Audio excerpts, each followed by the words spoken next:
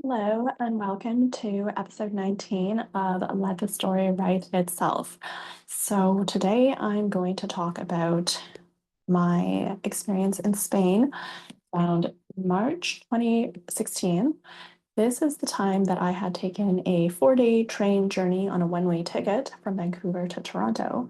And I had spoken about that extensively in previous podcast episodes. So it's like a series that you can journey along with me as I tell the story.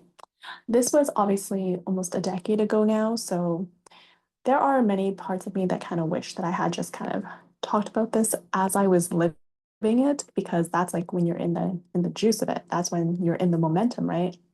And that's when it's the most exciting. But lo and behold, I never really did a podcast or had a blog or any of that stuff. So I am rehashing it now and going over what to me was very like magical, and it was like unfolding, and I'm like in wonder and awe, and I'm like, oh my goodness. And obviously it's like a different time. Like at that time, it was not as common in many ways to be like going on a solo journey or adventuring around the world. I feel like it's become even more so now, where many more people are doing it now.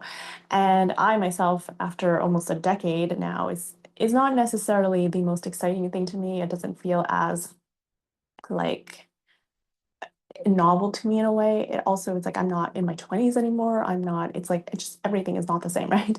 So I feel like that has an aspect to do with when you retell it, obviously you're retelling it as the person you are now, rather than the person that you were at the time of it. And when you're experiencing it in the moment, the way you're expressing the things that you're living and that you're thinking about, and even the things that are seem like a really big deal, really just make that experience much more magical to even share and talk about than, say, me, 37 now, like 2025, rehashing a story that happened in 2016 when I was like going off on this like magical unknown adventure into like the unknown, and just like trusting my intuition and that feeling of being led by soul, and like walking away from like all the things, walking away from employment, from education, from just living, you know, as you would just in any city or whatever, and just going about daily life. And it was just kind of like being led to that call to adventure, allowing your intuition and whatever that strange voice in your head is calling you to, and just being like, you know what, I'm surrendering, I'm allowing, I'm going with the flow, I'm just gonna see what happens, I'm experimenting, I'm allowing for possibility. I'm getting out of my head and I'm trusting my soul. I'm going beyond and I'm listening to God, maybe, source, higher power, higher self, simply just an inner compass. So it was just like this really freeing, and felt very much in alignment with a feeling, like a constant feeling that I was getting called to. But at 17, I had the idea to go travel, and I hadn't done it, and I was on a path that was not right for me, which was completing university. So I completed it, but never freaking used the degree, and no question why, because when the journey is not a happy one, you're not necessarily going to necessarily, it's like it's not in alignment with you. So it's like it wouldn't necessarily be a long-term thing, because you just simply it just it was not in alignment, essentially. And I felt that like every day. And then over time, after emerging from school and just having more, not being beholden to like a course of action, I just kind of freewheeled and started experimenting and being called in all sorts of different directions. And this is like the type of thing I would say, like, follow your curiosity, allow your natural intuition to guide you. And that's what essentially happened. It led me to like Vipassana. It led me to go out more on bike rides. It allowed me to explore more on my own. And one thing leads to another, and it all essentially is just bringing you home to who you really are at the end of the day. And since I start just living as is, it's like I've been to more than 55 countries now. I'm like just living around the world. I'm like, solo travel is just like second nature to me. It's just a lifestyle. It's not even a big deal anymore going like this. But I always return to this one story at the pivotal, like the crux of it, in January 2016. It was like this magical train ride. It was like a 4-day train journey. And it was so magical because I'm in my 20s. I'm like I've never experienced, like, it felt like a big deal to me, okay? Like, that's the thing, that's the wonder, and that's the awe, that's the experience itself, that's the journey, that's the feeling of aliveness, really. And truthfully, that's actually where the feeling of aliveness comes in because, truthfully, when I'm like talking about it, it feels a bit like a bit, it's like, it's a sense of being a bit bored if I really am to be quite authentic here. It's like just rehashing it, I'm almost just getting it out of my system, like getting it off my chest, being like, okay, I want to tell a story. And I'm also getting clarity on what the whole journey is about and what it is I really want to share now. And it feels like going back to that over a decade ago is the starting point to wherever I am now and for my next jumping off point. And so this really is the intention with the Let Its Story Write Itself podcast. It's like, sometimes maybe there's certain things that you just didn't do at the time that you could have done them. For me, that has always been like, say, starting the blog, starting the podcast. I did the big scary thing, which was like go on solo travel, go around the world, being pulled like into the unknown, not necessarily having everything planned out, not really knowing where I was going, but just allowing my heart to lead, my spirit, my soul, my guidance to lead.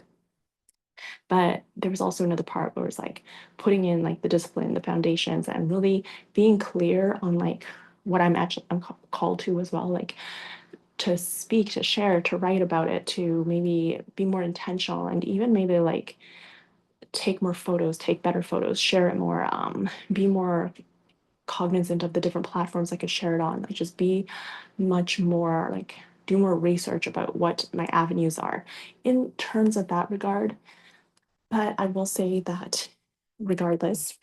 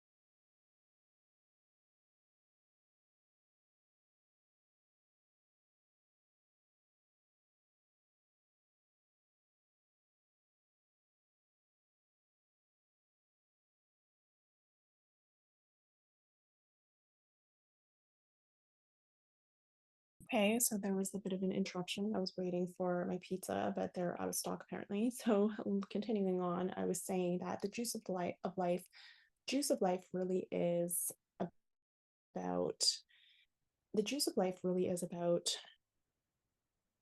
being in it, being in that flow state. It's about okay, let me get my thoughts together here.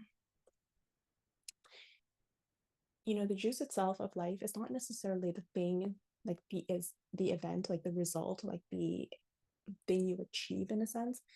Or really a lot of it is the journey. It's the feeling that you have along the way. It's that sense of wonder, it's that sense of magic, it's that sense of expansion, it's that sense of like, wow, anything is possible, and you're just being and living and experiencing.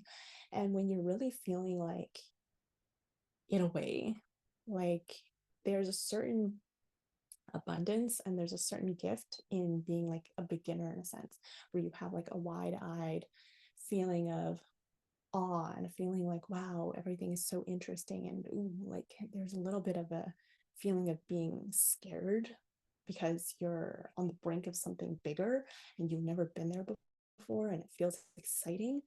And I will say that when you know that you're about to, you want to grow in other ways, or there's a new level for you, the things that once felt scary or exciting or like juicy in a way start to feel just like ho hum every day. Like, oh my god, like I'm just kind of talking about like travel here and travel there and been to 55 countries. And it's just like talking about it so nonchalantly when at the very beginning of the journey back in 2016, when I hadn't even taken a one-way train ride on a 4-day journey within the same country, even, right?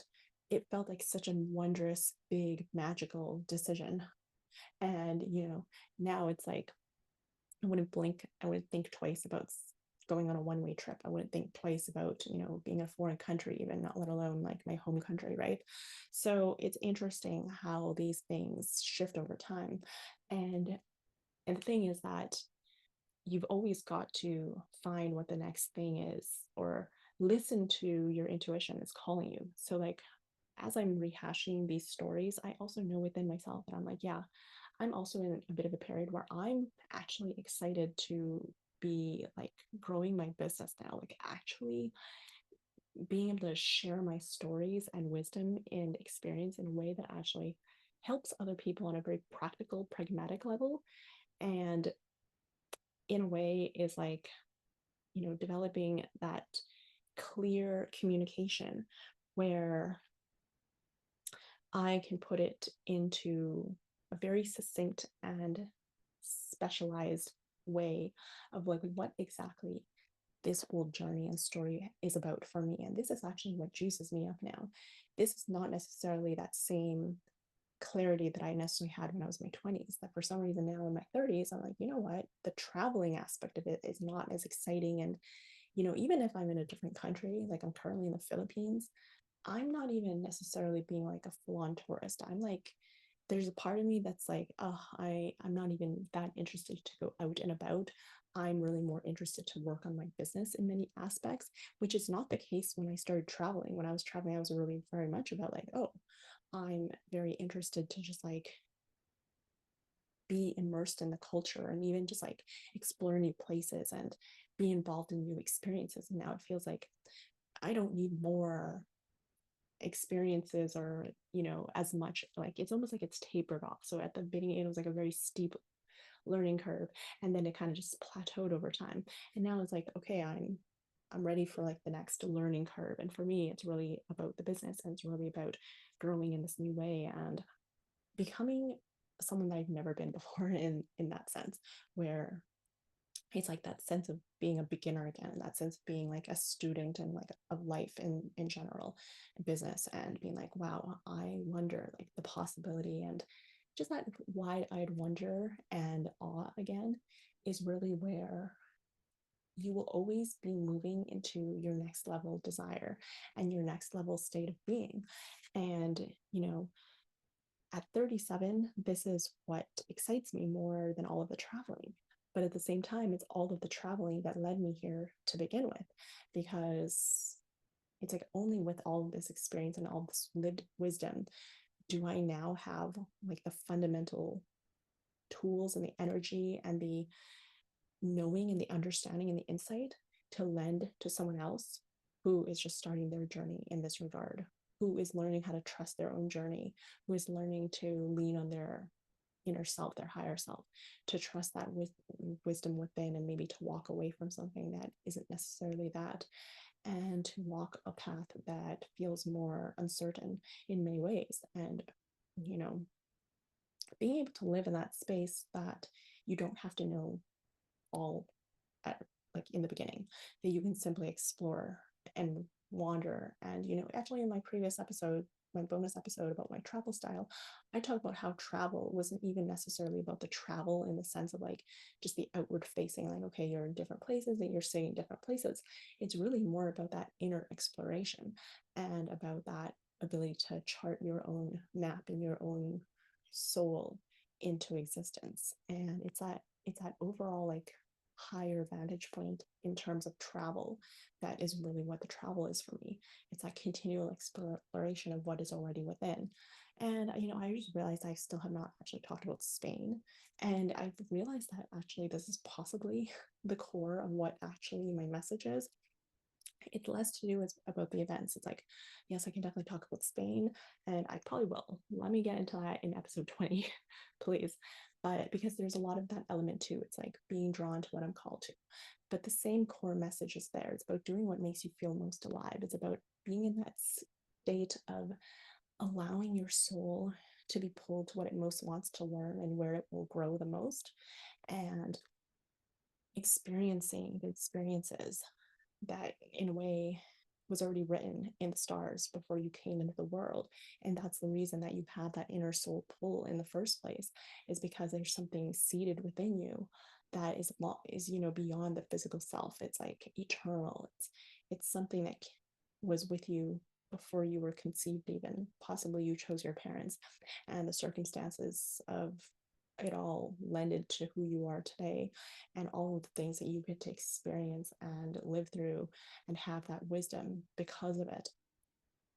And so I have not even got to this part about my journey once I get to Spain, because in many regard it's not even about where I went. It's not even about the actual event or the circumstance or the actual result. It's actually about the journey there, and it's about what propelled me there, and like the experiences that occurred along the way and what I unlocked within myself, and that newfound sense of expression and identity and confidence and self-trust and independence and feeling of connection, and that unity essentially that I essentially uncovered within myself. That's what it really is about. It's about your own self reclamation of your own personal power, and that ability to lead yourself and to be your own authority on many decisions essentially.